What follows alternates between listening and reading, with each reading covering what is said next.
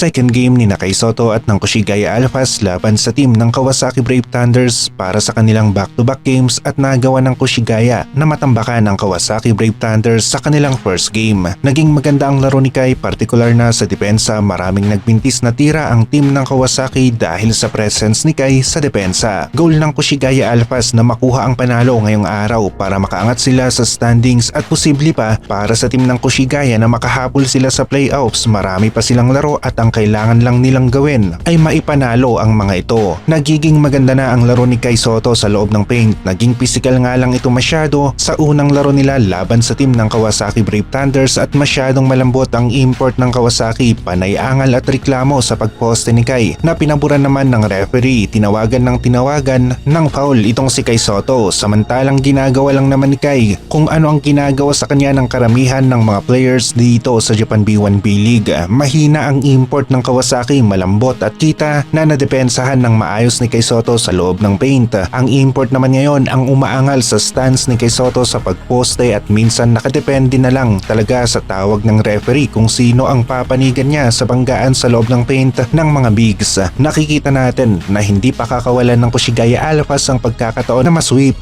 ang Kawasaki Brave Thunders sa kanilang 2 games ngayong weekend.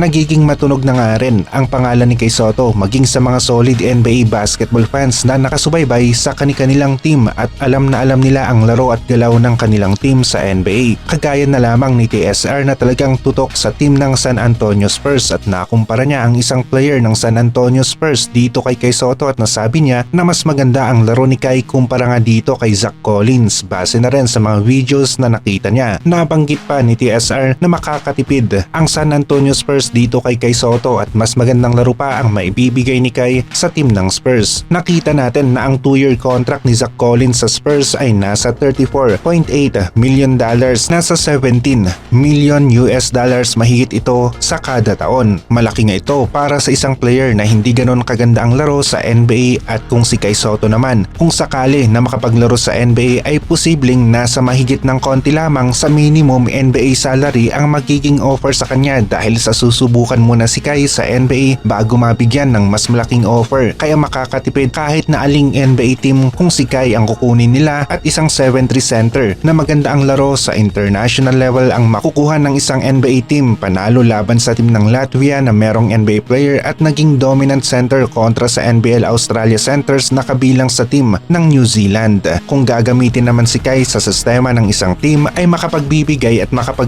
ito ng magandang laro dahil merong size at skills si Kai na kanyang magagamit sa loob ng paint. Idagdag pa natin na may tira ito sa mid-range at 3-point area. Sa laro nga ni Kai sa sistema ni Coach Tim Cone ay talagang nagpakita ito ng magandang performance na napansin ng FIBA at talagang binandera nila si Kai Sotto sa FIBA page, kaya naman napapansin na rin ito ng mga ibang FIBA at NBA fans. Nakita nila ang laro ni Kai at naging dominant ito sa loob ng paint.